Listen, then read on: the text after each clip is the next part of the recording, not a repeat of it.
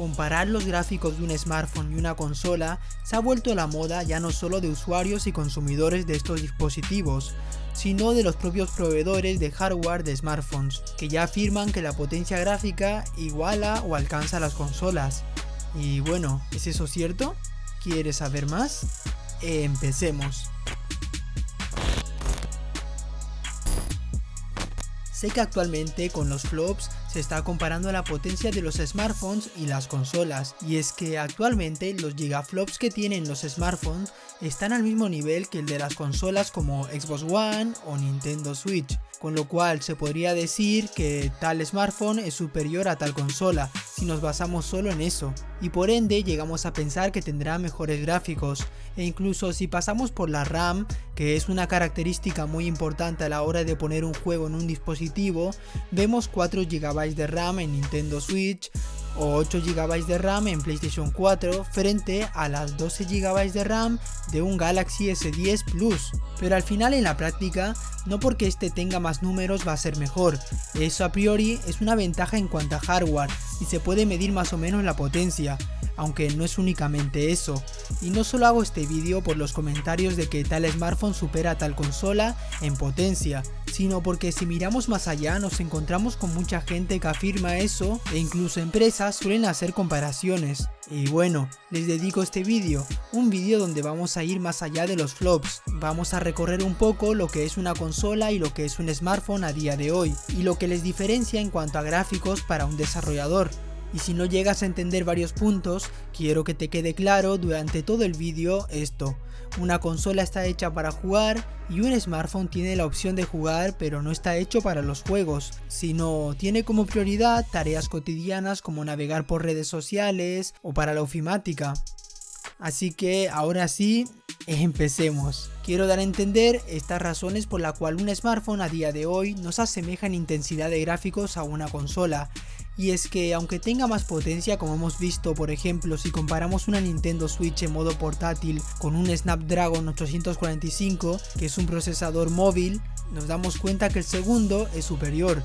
Y bueno, lo primero que se te pasa a la cabeza es que todo móvil que tenga este procesador automáticamente ya es superior en cuanto a gráficos a Nintendo Switch y podría soportar los mismos juegos que soporta Nintendo Switch, desde Wolfenstein 2 hasta Zelda Breath of the Wild. Pues si creías esto, siento decirte que no es así. Desde la perspectiva de un desarrollador, ese pensamiento dista mucho de la realidad, una realidad por la cual no se puede comparar una Nintendo Switch a un móvil de gama media alta, y mucho menos cuando hablamos de una Xbox One. Y empecemos con los puntos, pongámonos en una realidad alterna, en la cual hemos creado un juego potente gráficamente y queremos pasarlo tanto a una consola como a un smartphone, y como tal smartphone tiene la misma potencia que tal consola, tanto en gigaflops como en RAM, no creo que sea difícil, ¿no? Quiero empezar con lo más básico e ir complicando el asunto a medida que pase el vídeo, y es que las principales diferencias entre un smartphone y una consola están en la CPU y la GPU. Mientras que en consolas como Xbox One y PlayStation 4 encontramos una CPU y una GPU separadas, en un smartphone vienen empaquetados en un único chip, por lo que claramente si están separados trabajan mejor, y aquí podríamos poner a Nintendo Switch en el saco, porque tiene un Tegra X1, por lo tanto también es un chip empaquetado. Pero lo que diferencia una Nintendo Switch a un smartphone es la ventilación que incorpora Nintendo Switch con un radiador, y se compara con la refrigeración natural que tienden a poseer los smartphones, para verse finos y ligeros, cosa que para un juego y el sobrecalentamiento es contraproducente. Por lo tanto, ahí radica el grosor de la Switch frente a otras tablets o smartphones, porque en un smartphone sucede que cada vez los componentes son más pequeños y al mismo tiempo cada vez consumen más energía, lo que conlleva a una radiación de calor importante, y más cuando estás con refrigeración natural en vez de refrigeración líquida que lleva un smartphone a su límite físico. No hay más que jugar a un juego potente en un dispositivo móvil para darte cuenta que a los 5 o 10 minutos ya te queman las manos. Y eso si ese juego potente no se te congela antes, porque los smartphones están equipados con un mecanismo de protección que previene las quemaduras, o sea que cuando se alcanza cierta temperatura, el dispositivo automáticamente empieza a estrangular la frecuencia de la unidad de procesamiento para que se enfríe, lo que por un lado hace algo positivo, que es hacer que tu smartphone no se queme, pero por otro es una locura lo que perjudica a los juegos que requieren potencia gráfica, arruinando así la experiencia que uno pueda tener con tal juego. Por lo tanto, ya de por sí, un desarrollador se ve obligado a bajarle los gráficos. Y es que parece mentira, pero es una realidad, porque hace tiempo se llegó a probar que un Samsung Galaxy 5, cuando le ponen la CPU y GPU al máximo durante 10 minutos, no se sobrecalienta para nada, pero un Samsung Galaxy S7 no llegaba a alcanzar la velocidad de renderizado del S5, ya que sus mecanismos antiquemaduras saltaban muy rápido, lo que quiere decir que mientras más potencia tenga el dispositivo, más le podría jugar en contra si tiene ese mecanismo activado, porque más rápido se calientan. Y esto ya lo saben las empresas, pero en mi opinión, por culpa del marketing, en el cual un consumidor escoge un smartphone por sus especificaciones, pues por ello intentan crear dispositivos cada día más potentes, generando que hasta que no te des cuenta que las especificaciones al final son solo números y que esa potencia que tiene tal dispositivo aún no puede ser alcanzado, pues seguiremos en este mercado capitalista. Y no es que me esté desviando del tema principal, es que estoy profundizando en un problema de los smartphones que hará que nunca alcancen en gráficos a una consola por más potencia que ésta tenga, porque mientras las empresas no se den cuenta que es el calor de los smartphones lo que tienen que equilibrar, los desarrolladores jamás podrán explotar toda la potencia del hardware de un dispositivo móvil, cosa que sí pueden hacer con una consola doméstica y con una Nintendo Switch. En ello, otro problema habitual está en la variedad de modelos GPU y combinaciones CPU más GPU que se encuentran en los smartphones, haciendo que no puedas optimizar un juego en todos los dispositivos móviles, ya que entre ellos existen smartphones que están creados con una GPU potente y una CPU muy débil, que apenas lo soporta, por lo que da de resultados especificaciones altas para mostrar al consumidor, mientras que al final si pones tal juego potente en este dispositivo, vas a ver que es perjudicial para el mismo, porque apenas se soporta esa potencia de la GPU.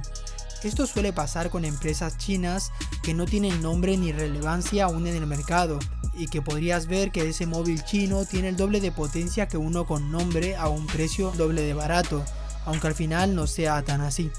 Pero Tokbi, ¿esto no sería lo mismo que en el PC, que existen muchos tipos de procesadores y tarjetas gráficas, y por lo tanto hay variedad de potencias? No sería lo mismo, porque en un PC puedes adaptar los gráficos fácilmente de tu juego. En cambio en un smartphone es casi imposible poder cambiar tú los gráficos que tiene un juego. Y bueno, si nos vamos a la parte más interna, hablando de software, podemos ver que actualmente los smartphones de gama media y alta tienen muchos núcleos. He visto 8 e incluso 10 que convierta un CPU en multinúcleo y que por lo tanto se puede trabajar en las texturas, modelados, entre otros en paralelo. Una gran ventaja para que las tareas Draw Calls se realicen de una manera más rápida, que para los que no lo sepan, las tareas Draw Calls se denomina cuando se dibuja una imagen en una pantalla y que por ello la CPU se comunica con la GPU mediante una emisión de tareas, consiguiendo una imagen renderizada. El caso es que a pesar de los núcleos de estos smartphones, que te los venden de que a más mejor, al final para un desarrollador de un juego, por culpa de unas APIs obsoletas como OpenGL en un smartphone específico, hace que no se pueda enviar tareas de GPU en paralelo y por lo tanto arruina el tiempo y la experiencia del resultado final de un juego. Pero bueno, este punto no se da en muchos casos y cada vez se ve menos, al menos desde la llegada de Vulkan. Pero ahora sí viene un problemilla que nombré anteriormente, pero no especifiqué mucho, y llega a molestar no tan solo a los smartphones sino a la propia Nintendo Switch, y son los chips portables. La diferencia entre una consola de sobremesa y un smartphone puede empezar a partir por aquí, ya que como dije antes, en una consola doméstica tienes la memoria de la CPU separada de la memoria de la GPU, y en los chips portátiles te vienen juntos. Pero Tokbi, ¿esto en qué influye? Pues básicamente cuando se prepara un Draw Calls, la CPU copia los datos necesarios que serían las texturas, las mallas, los modelados, en la memoria del gráfico. En cambio, como la CPU y la GPU separados en un smartphone ocuparía mucho más espacio, y se vería menos fino, pues lo juntan y lo hacen uno. Y lo que sucede es que tanto la memoria de la CPU como la de la GPU suelen funcionar con la misma memoria, lo que hace que el tiempo de procesamiento sea el doble de lento. Junto a esto, la CPU de los smartphones realizan copias de datos innecesarias, y allí encontramos otra sobrecarga en el tiempo de procesamiento. Por lo que he dicho, en otras palabras, meter un juego va a ser el doble de pesado en un smartphone que en una consola de sobremesa aunque tenga la misma potencia. En el caso de Nintendo Switch, al tener el Tegra X1 tiene ese mismo problema, al igual que los smartphones, menos con la copia de datos innecesaria que sufren estos últimos. Al final de todo esto podemos ver que las diferencias sí son notorias entre un smartphone y una consola doméstica. Pese a que dicen que en 2016 ya habían alcanzado la potencia de una PlayStation 3, va a costar ver juegos parecidos de potentes del mismo en smartphone de gama media alta. Quizás en los de 1000 euros veamos algún que otro, pero bueno.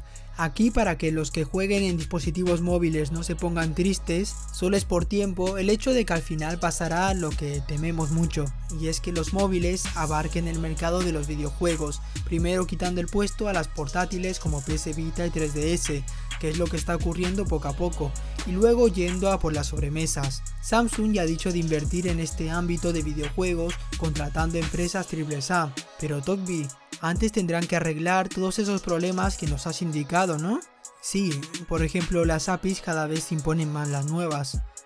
Pero hasta que no arreglen el sobrecalentamiento del todo, no van a poder avanzar. ¿Cómo podrían solucionar esto? Deteniendo prácticamente la guerra esta de las especificaciones y centrándose en la tecnología de refrigeración y la eficiencia energética, y no aumentar la velocidad de procesamiento cada generación. Y aunque os parezca una locura, el único que da cierto movimiento es Apple. El iPhone 8 y X no aumentaron el rendimiento de la GPU teniendo una A11 con 350 gigaflops y mejorando en cada dispositivo la eficiencia en el consumo de energía, viéndose durante 3 años como un dispositivo que no mejoraba en potencia, criticado por los medios como que eso solo hacía que aumentara la duración de la batería, aunque la razón principal era solucionar el problema del sobrecalentamiento en sus dispositivos. Y una vez lograron este paso, sacaron el A12, siendo a día de hoy el procesador móvil más potente del mundo, dejando al iPhone XS en un estado equilibrado.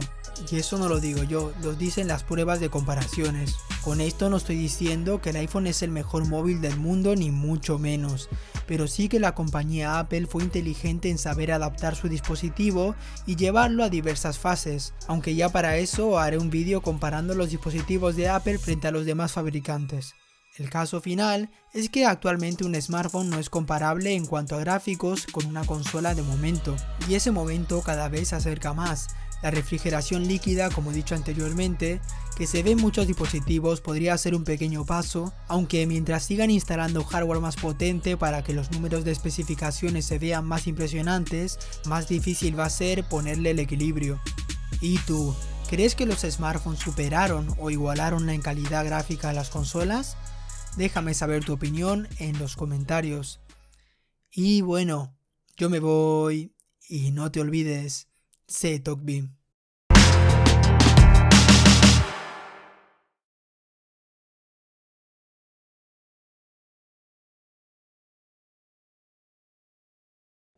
Estoy pensando en hacer una serie de 3 episodios sobre 3 cosas que van a hacer desaparecer a las consolas. ¿Qué les parece?